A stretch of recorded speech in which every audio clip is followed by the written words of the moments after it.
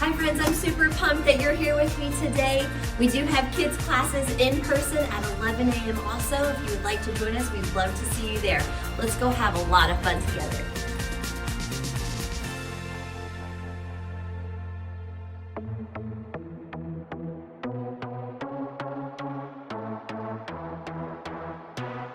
You shine brighter than any star in the sky. Your light is shining through the dark of the night. Jesus, forever I find all that I am in your love, love, love. You were with me in every step that I take. Your love for me, you have called me by name. Jesus, forever I find all that I am in your love, love, love. Let the music play, hear us praise your name. See the darkness fade, dance the night away. We have found our place in our Savior's grace. Dance the night away. Your light is taking over me. Yeah.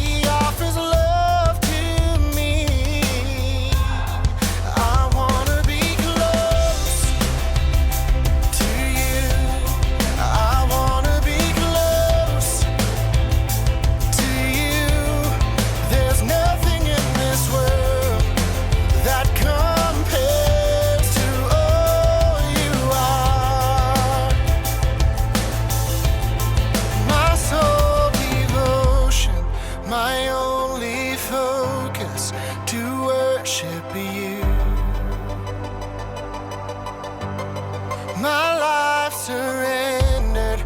My heart is open for more of you. Oh, my sole devotion, my only focus, to worship you.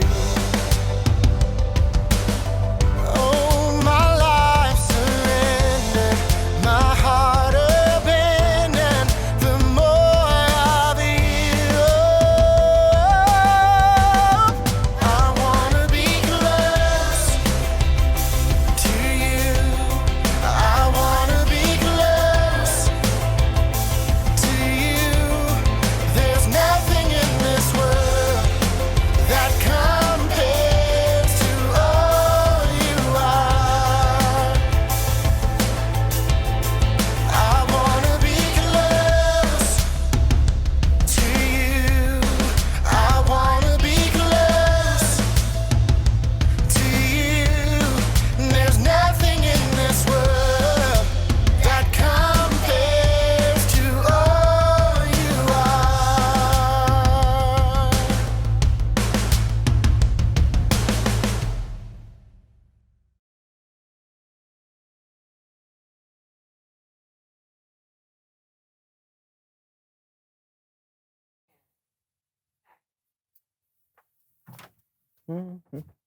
The boys. Hey, what are you?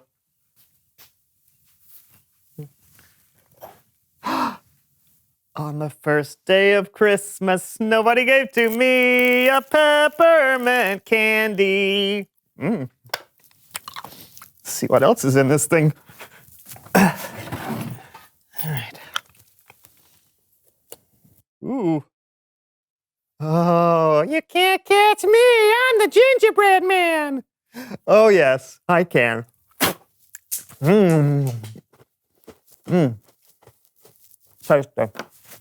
Okay. What else? Oh, cool. Jingle bells, jingle all the way. Can't eat you.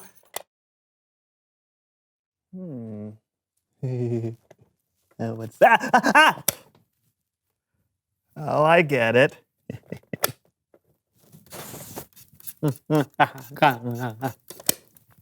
Apple cider. Not bad. Not bad at all. I'm sorry, I didn't know anyone was in there. And now for the most important day of all. I wonder what's inside.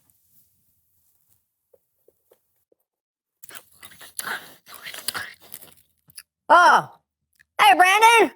Merry Christmas! Hey, Brandon, I know you're still out there. Brandon?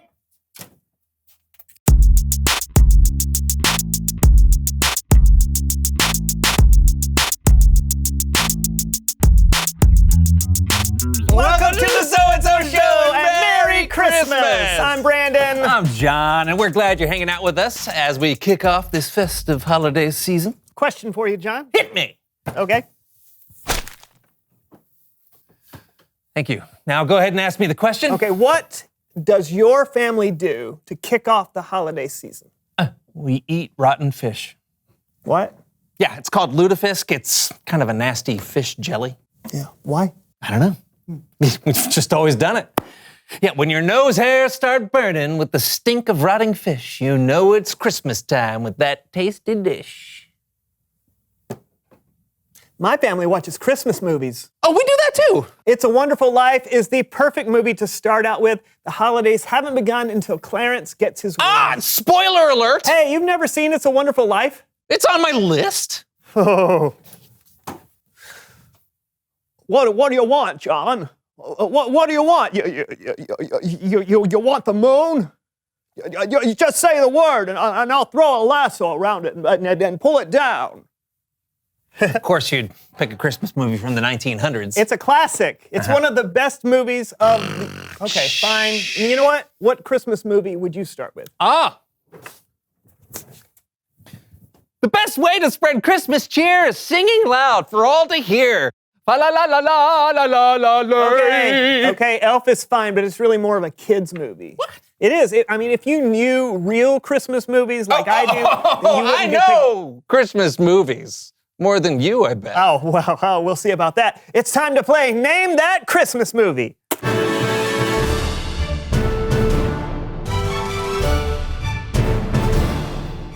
Bah, humbug. That's easy. The Muppet Christmas Carol. Or any version of A Christmas Carol. Anybody want to play a reindeer game? Like Monopoly? Rudolph the Red-Nosed Reindeer. Not a movie. It was TV. A TV movie? I'm dreaming of a white Christmas. I don't know, something old. White Christmas. Or if you want to get technical, the song originated in the 1942 film Holiday Inn. Also with Bing Crosby.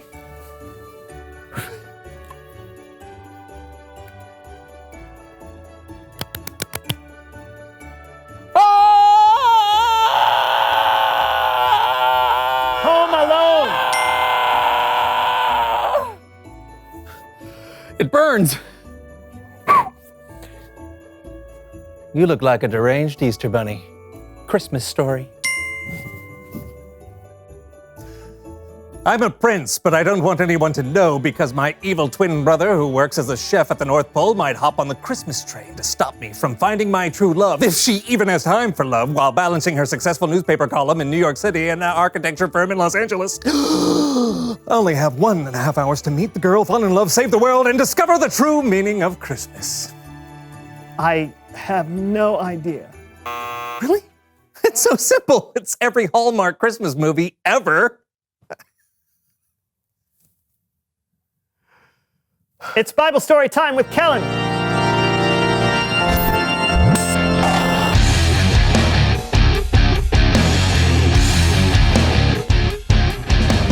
What's going on, guys?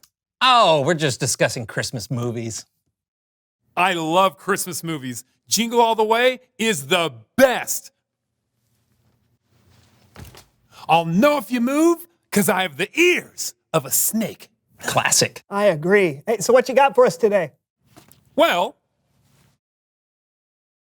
today we're setting up the entire Christmas story. It's like a preview of what's to come. Did you say preview, Kellen? I did. Like a movie preview? Well, We've got your back, Kellen.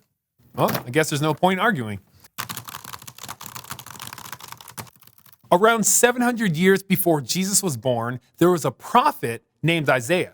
Now, a prophet was a person God chose to be his messenger, and they were often given a glimpse of what the future would be like. Here's what Isaiah wrote. A child will be born to us. A son will be given to us. He will rule over us, and he will be called Wonderful Advisor and Mighty God. He will also be called Father who lives forever and Prince who brings peace. The child Isaiah wrote about was... Wait, Kellen, no spoilers. We've got a preview. Something like this, Kellen? Over 2,000 years ago, in the city of Nazareth, a young girl named Mary was visited by an angel. But do not be afraid, Mary. God is very pleased with you. You're going to get pregnant and have a son. You must call him Jesus, and he will be called the Son of the Most High God, and his kingdom will last forever. Mary may have been frightened, but God had a plan. What God says, he will always do. Okay, good. Now I can tell you. When Isaiah wrote about the son God was giving us, he was really writing about Jesus. Think about how incredible that is. 700 years before Jesus came, God promised that he would come. Continue. After an emperor's decree and a long journey, Mary and the man she would marry, Joseph, found themselves in the city of Bethlehem. But no one expected what happened next. With no rooms available, Mary gave birth to her baby in a place fit for animals. The baby boy was wrapped in cloths and laid in a manger. Jesus is the Son of God. Isaiah wrote that he would be a ruler, a mighty God, a father, a prince. No one expected the Savior to be born with animals. But God has always done things that are unexpected. You're right about that, Kellen. Thank you. Because God had more surprises in store. God sent an angel to lowly shepherds keeping watch over their sheep. I bring you good news. It will bring great joy for all the people. Today in the town of David, a Savior has been born to you. He is the Messiah, the Lord. So buckle your seatbelts because ready or not, here comes Christmas. Wow. Way to go, guys. Thank you. Doesn't that get you excited about Christmas? For sure. Just think of what Isaiah's words meant for those people years ago. They'd been hoping for a Savior, so God made them a promise that he would send one. And it was Jesus. Yep, God always keeps his promises. So there's always a reason to have hope. That's a great way to looking at it. Thanks. Now, thank you guys for those previews. I'm thinking of watching some Christmas movies right now. Jingle all the way, here I come. Put that cookie down. Now. What was that? As from Jingle All the Way. That was... Oh, yeah. Reveal the question! What are you hoping for? What are you hoping for this Christmas, John? Maybe a little more peace and understanding. Ooh, good start. More calm and civil debates and discussions. Would be nice. And then some new headphones. All right. We'll see you next week for more Christmas. I'm John. And I'm Brandon, and that was the So-and-So Show. It was.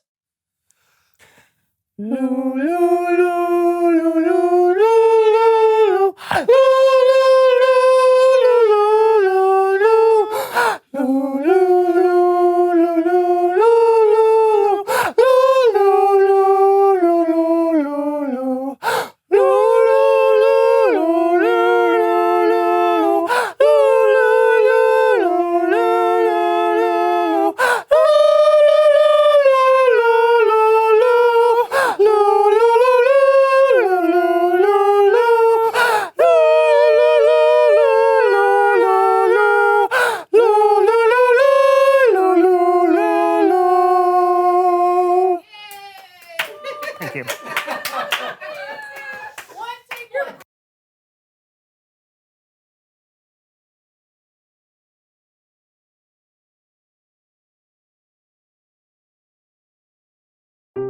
The Bible.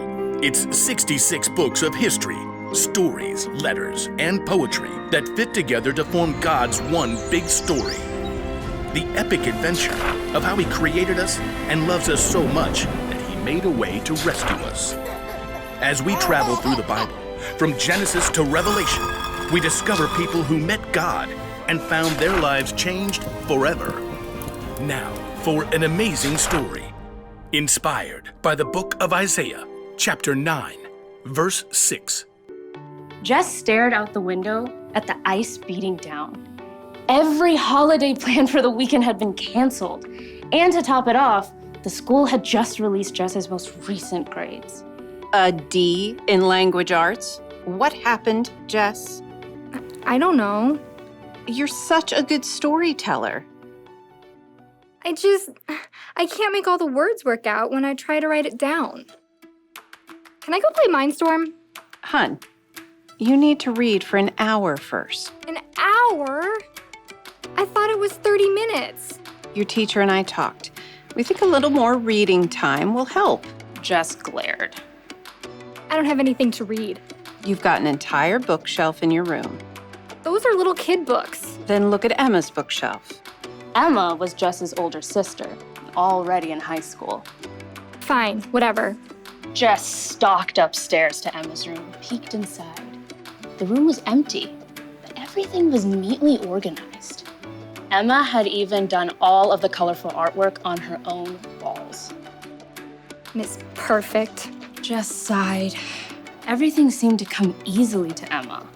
Writing, math, friends, life. I'll probably be stuck in 5th grade for the rest of my life. Jess stood in front of Emma's bookshelf, running her finger over the thick spines. At last, a swirl of color on the bottom shelf caught her eye. Comic book Bible. Huh. Jess thumped down onto the floor and pulled the book off the shelf. She flipped it open, and color exploded off the page. In the beginning, God created the heavens and the earth. The images of creation were vivid and detailed, as if she were right there. Pretty cool. Jess found herself drawn into the familiar stories, seeing and hearing them in a brand new way. Moses and the Red Sea, the fall of Jericho, David and Goliath, Esther boldly approaching the king, David's incredible poetry in the Psalms. The Lord is my shepherd, I shall not want. After the Psalms, though, Jess paged into unfamiliar territory. Isn't Daniel in the lion's den around here somewhere? Who's this guy? Jess stared at a man with a long white beard, using a quill to scribble on a scroll. A child will be born to us, a son will be given to us. He will rule over us, and he will be called Wonderful Advisor and Mighty God. He will also be called Father who lives forever, and Prince who brings peace. Hey! Jess nearly dropped the book. She glanced up to see Emma standing in the doorway. What are you doing in my room? Mom said I could pick a book. Well, ask next time, okay? I didn't touch anything. Okay, it's fine. Emma settled down on the floor beside Jess and took a look at the book. Aunt Chris gave me this book when I started high school. It's pretty cool. I mean, until this part. It's kind of hard to make a guy writing a letter exciting. Jess pointed out Mr. Whitebeard. Oh, you mean Isaiah? Who's he talking about? Jesus? Yeah, but it's way more amazing when you look at the big picture. You see, God's people were in big trouble. Over and over, the Israelites promised to love and obey God. And then every single time, they turned their backs on him. Turned their backs? Like how? Well, they'd start praying to false gods like other nations around them, trying to do things their own way. So, God allowed them to be captured by other nations. Emma flipped back, showing images of battles, powerful foreign kings, groups of captives. The Israelites got in really big trouble. Things looked hopeless. So God just ditched them? No way. Every single time, God showed he was still with them. He sent kings who loved God like David and Solomon and Josiah. And he sent prophets like Elijah and Isaiah to speak God's truth and hope to the people. Even though they totally messed up. Yep. Through it all, God promised that he was going to send someone who would rescue them forever. Jess flipped back to Isaiah and read slowly. A child will be born to us, a son will be given to us. He will rule over us. That's only one prophecy. There are hundreds of prophecies in the Old Testament that talk about Jesus coming. Jess nodded, trying to take it in. That's a lot of promises. And God came through. The Israelites had to wait a long time, but God kept every single one of those promises when he sent Jesus to live on earth. His very own son. Oh, little town of Bethlehem and all that. You can take the book if you want. Emma tapped the comic book Bible. Jess smiled. Does God promise that I'll get a better grade in language arts? No, but he does promise to be with you and give you the patience and courage you need to keep working on it. They both listened to the ice rattling against the window. Hey, you want to play Mindstorm? Sure, just let me read a little more first. Emma gave a thumbs up, and Jess settled back down to keep reading. She paged forward to the book of Luke, eager to see for herself again how God had delivered on his promise to send a savior.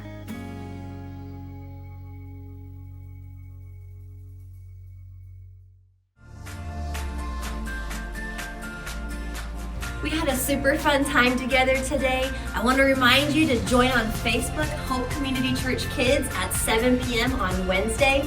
We'll have a great time there together. Also, we have a Christmas candlelight service coming up on December 20th, Sunday at 5:30 and 7 p.m. We hope that you and your family can come. We're going to have a great time together. We will see you soon.